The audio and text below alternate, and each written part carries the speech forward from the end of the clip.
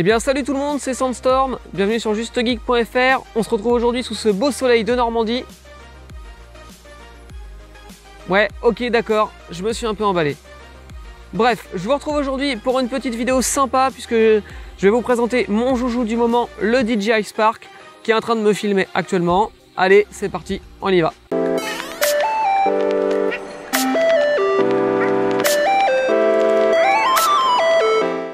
Alors commençons par le présenter, ce DJI Spark. Donc c'est un drone, vous voyez, qui a des dimensions assez réduites puisqu'il tient dans la main, il est à peine plus grand qu'une main. Voilà. Donc c'est un drone qui est équipé d'une caméra que vous ne pourrez pas changer, hein. C'est pas comme les drones où on peut mettre une GoPro, une Xiaomi Yi, etc. Là, la caméra, elle est embarquée. On a donc une caméra qui est sur une gimbal, donc sur un stabilisateur 2 axes. Et on aura en plus au niveau de l'image une stabilisation numérique. Donc en fait, si vous voulez, on va avoir une image qui va être filmée à haute résolution, mais le format de sortie sera du 1080p 30 fps, et en fait on aura tout simplement un crop dans l'image pour la stabiliser. Et la stabilisation, je dois vous dire que honnêtement, elle déchire. Alors le drone embarque de nombreux capteurs à l'avant et également des capteurs au-dessous, donc ce qui va lui permettre de détecter les obstacles. Ça va lui permettre également de détecter la surface sur laquelle il atterrit. Quand par exemple vous mettez la main s'il atterrit, il va détecter la main grâce au capteur en dessous, donc ça c'est pratique. Alors le drone est équipé d'une batterie intelligente, donc c'est des batteries de 1480 mAh. C'est donc une batterie avec un bouton qui va permettre de l'allumer, de l'éteindre, etc. C'est pour ça que c'est une batterie dite intelligente. Selon le nombre de pressions et le type de pression qu'on va effectuer, on va pouvoir faire rentrer le drone dans un certain mode, etc. Alors cette batterie, elle est annoncée pour je crois 15-16 minutes. En pratique, on fait entre 10 et 14 minutes selon les conditions de vol. Si par exemple on se met en mode sport, on va tirer un peu plus sur la batterie, donc on sera plus proche des 10 minutes, etc. Ça dépend vraiment de l'utilisation. En gros, il faut savoir que c'est 10-14 minutes grand maximum pour une batterie. Alors le drone possède derrière ce petit cache ici un slot micro SD, donc on va pouvoir mettre une micro SD pour aller enregistrer dessus nos vols ou prendre des photos. Il y aura également un port micro USB puisque on va pouvoir le recharger directement en le branchant ici, ça rechargera la batterie qui est dedans. Alors le drone est donné pour une vitesse maximale de 50 km/h. Pour ma part, j'ai déjà monté à 55,8, quasiment 56 km/h, donc ce qui est plutôt pas mal. Après, ça dépend bien évidemment de la puissance de la batterie. Si vous arrivez en fin de batterie, vous aurez peut-être moins de punch. Ça dépendra aussi des conditions de vent, voilà. Donc il y a pas mal de choses qui peuvent influer, mais globalement, il est donné pour 50. Et sachez qu'avec un peu de chance, on peut aller un peu au-dessus quand même. Alors, l'intérêt de ce drone, c'est qu'il va tout d'abord pouvoir se piloter avec des gestes. Donc on va tout simplement pouvoir diriger notre drone avec des gestes, sans avoir besoin d'une télécommande, d'un smartphone ou quoi. Alors c'est un petit côté pratique, ça peut permettre de s'en servir assez rapidement. Maintenant, je vous ferai donc une vidéo un peu plus dédiée sur le gesture mode et sur les autres modes de vol. Maintenant, est-ce que ça a un intérêt ou pas, puisque faut forcément que le drone vous regarde, donc voilà, on va se filmer, ça va être sympa 5 minutes, puis après je pense qu'au bout d'un moment, on a peut-être rapidement fait le tour, mais ça, je vous le redirai, on verra ça plus en détail dans une prochaine vidéo. Ensuite, on a la possibilité de diriger le drone avec le Wi-Fi, donc tout simplement en utilisant son smartphone ou une tablette.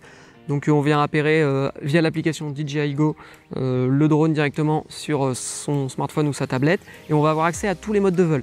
Il y a quand même un inconvénient, c'est du coup la portée va être plus réduite que si on utilise une télécommande. Et voilà, le mode télécommande qui est le 3e mode, où là on peut carrément utiliser une commande qui va marcher en radiofréquence et qui va nous permettre vraiment d'avoir toutes les fonctions du drone.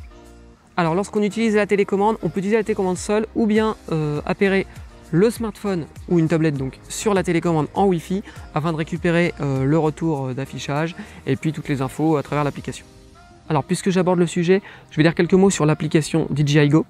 L'application est plutôt sympathique, on va avoir toutes les informations de nos vols qui vont être enregistrées dans l'application. Vous allez pouvoir revoir sur les cartes ce que vous avez fait comme vol avec votre drone. Vous allez pouvoir voir du coup facilement les photos, les vidéos, est-ce que vous avez pris, etc. On a les informations sur le temps de vol, sur la vitesse moyenne, la vitesse maximum que vous avez atteint avec votre drone, etc. Enfin, l'appli est vraiment complète, elle regorge d'informations et c'est vraiment sympa puisque du coup on accède à plein de choses que ok, on les a pendant qu'on vole, mais c'est sympa de pouvoir les retrouver après. À savoir que DJI propose une communauté qui s'appelle SkyPixel dans laquelle on peut s'inscrire, créer son compte et on peut partager avec les autres utilisateurs des produits DJI tout simplement nos photos, nos vidéos, et voilà. Alors au niveau du packaging, on va retrouver deux bundles. On va avoir le premier qui est le BNF, Bind to Fly. Tout simplement, on va avoir un drone sans télécommande qu'on pourra tout simplement appairer avec un smartphone ou utiliser avec les gestes. Et puis donc du coup ça va être un bundle limité qui va être un peu moins cher. Il est vendu au tarif de 599 €. Donc là on aura une seule batterie, on aura deux hélices de rechange, un câble pour la recharge, donc un câble secteur micro USB, voilà.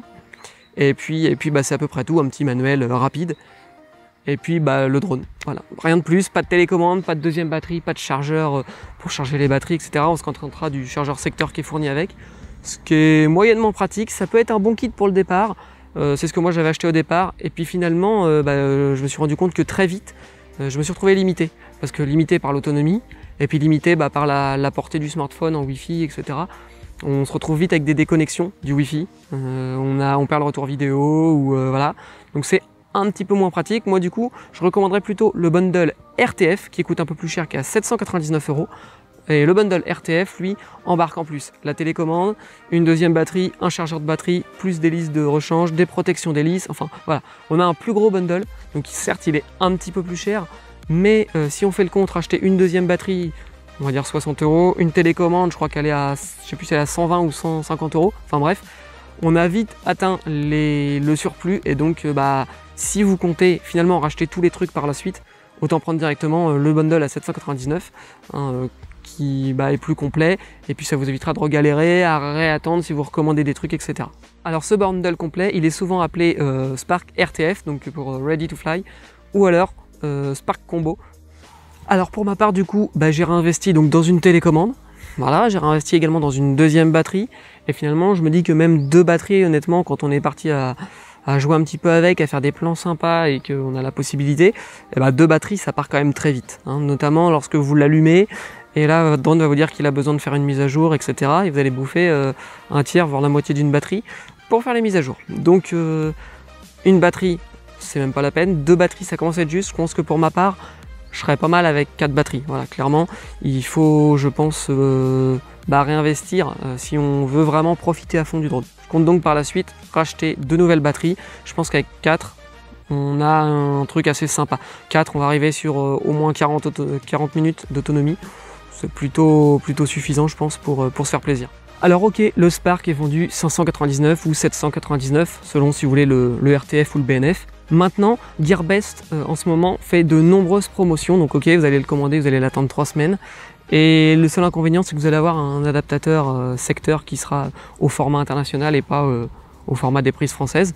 Maintenant, quand vous voyez que celui qui est à 599, vous pouvez l'avoir dans les 380-400 €, c'est plutôt intéressant, et celui de 799, vous l'avez dans les 500-600 €.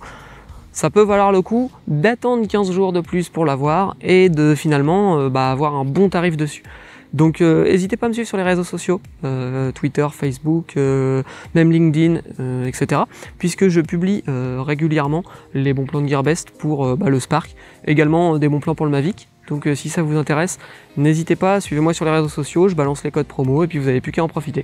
Alors pour transporter mon Spark, j'ai investi dans une petite mallette qui m'a coûté je crois une trentaine d'euros. Vraiment très pratique, et je voulais vous la présenter, je vous mets le lien en description si ça vous intéresse. Alors en fait, la mallette, on va voir déjà de très pratique dans cette partie-là, une pochette ici, dans laquelle on va venir pouvoir poser des choses, des cartes mémoire, des adaptateurs quelconques. Enfin, vous allez pouvoir mettre n'importe quoi, même une petite tablette si vous voulez embarquer avec vous une petite tablette pour revoir la vidéo, voire pour contrôler le drone. Et puis dans la partie d'en bas que vous voyez ici, on va voir pas mal de choses. On va voir ici un espace pour mettre la télécommande. À noter que les joysticks de la télécommande seront bien protégés par les mousses. Voilà. On a ici un petit emplacement, on va pouvoir mettre un peu ce qu'on veut. J'y mets pour ma part les pales de remplacement. Voilà. Ici on a 2 emplacements batterie, on a un emplacement batterie ici, donc ça fait 3 emplacements batterie. Et si en plus on laisse une batterie dans le Spark, ça fait 4 emplacements. C'est largement bien, 4 batteries. On a ici, moi j'ai mon adaptateur secteur, mais on peut mettre un peu ce qu'on veut. Voilà, le drone viendra ici, et on a encore ici et ici, voilà des petites mousses, des petits trous dans lesquels on va pouvoir venir mettre un peu n'importe quoi. Donc voilà, une fois qu'il est à l'intérieur, il est plutôt bien protégé, et honnêtement, je trouve que pour son tarif, ça fait plutôt bien le taf. Alors cette vidéo n'étant qu'une présentation, je ne vais pas revenir sur les différents modes, sur le fonctionnement du Spark. Je vais essayer de vous proposer plusieurs autres vidéos pour vous expliquer un petit peu comment il marche, vous montrer les avantages et les inconvénients de différents modes. Je trouve que ce sera plus sympa. Ça évitera ici de faire une vidéo trop longue aujourd'hui pour laquelle les 3/4 des gens vont partir avant la fin. Voilà.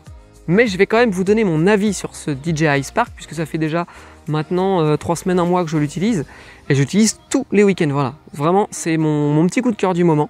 Donc je cherchais un drone un peu sympa à un tarif abordable. Bon, le Spark, ok, d'accord, c'est quand même un gros tarif quand on dépense du 400-500 €, etc. Maintenant, honnêtement, il en vaut vraiment le coup. C'est-à-dire qu'il est très facile à piloter dû au fait qu'il tient l'altitude, dû au fait qu'il a des détections d'obstacles, etc. Là où je suis un petit peu plus mitigé, c'est sur l'application DJI Go, où je rencontre quand même sous Android pas mal de bugs. Voilà. Il y a eu plusieurs mises à jour depuis, des mises à jour de firmware de la télécommande, de firmware du Spark, des mises à jour de l'appli. Et pourtant, j'arrive quand même à avoir pas mal de déconnexions, perte du signal vidéo. Il y a des moments, l'appli me dit que le drone est totalement déconnecté, alors que j'ai toujours le retour vidéo, que je peux toujours le radiocommander. Donc voilà, c'est un petit peu dommage de rencontrer autant de bugs, en espérant que DJI fasse quelque chose par la suite pour régler ce genre de problème. À savoir que j'ai un ami qui a le Mavic et pareil, il a plein de problèmes avec l'application DJI, ces mêmes problèmes de déconnexion, etc. Honnêtement, c'est un peu chiant, voilà. Mais bon, c'est pas non plus tout le temps, il y a des fois ça va très bien marcher, puis il y a des fois, vous allez voir que dès le départ, ça commence à galérer, et vous savez que généralement, c'est pas la journée, quoi. Sinon, au niveau de la qualité de l'image, moi je suis impressionné, vu la taille du Spark, d'avoir finalement une si bonne stabilisation. Voilà, c'est-à-dire qu'il est tout petit comme ça, vous le mettez en l'air, même si la télécommande vous dit attention il y a du vent, l'image reste stable. Moi je trouve ça vraiment très impressionnant. La qualité, on est sur du 1080p, c'est franchement bon, hein, il n'y a rien à dire là-dessus. On a un capteur qui est vraiment de bonne qualité, donc on peut faire des films de malade, clairement. Et puis surtout, vu son faible encombrement, vous pouvez l'emmener partout, il n'y a pas de problème. Alors attention tout de même, je vous rappelle que là on est quand même en présence d'un drone avec des grosses capacités qui peut faire pas mal de choses, mais il faut quand même respecter les règles en vigueur, c'est-à-dire respecter l'altitude maximum. On vole pas où on n'a pas le droit, on fait bien attention, le drone peut détecter les obstacles mais il les détectera que devant, il les détectera pas la nuit, d'ailleurs la nuit on n'a pas le droit de voler, donc faites bien attention à ce que vous faites, même si ça a l'aspect d'un jeu, et si pour moi c'est un peu mon joujou du moment, je dois bien l'avouer. C'est pas un jeu, voilà, donc il faut quand même voler en toute responsabilité et faire attention à ce qu'on fait avec ce genre de produit parce que ça peut être quand même relativement dangereux. Et bien voilà, ma vidéo s'arrête ici. Si vous l'avez aimé, je compte sur vous pour mettre un petit pouce en l'air sur YouTube pour m'encourager. Et je vous dis à bientôt pour une prochaine vidéo. Ciao!